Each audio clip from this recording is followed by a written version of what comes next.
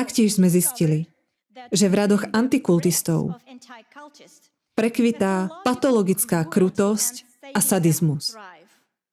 Ide o hlboký morálny úpadok.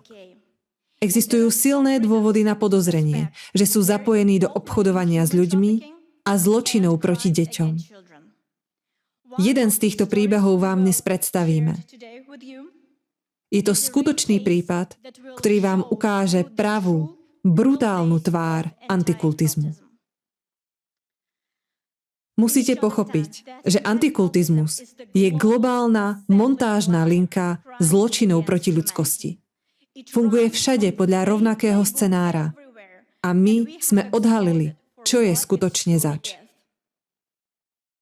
Antikultizmus útočí na najzákladnejšie práva. Slobodu náboženstva, slobodu prejavu, nezávislé médiá, právo na spravodlivý proces a zásadu prezumcie neviny.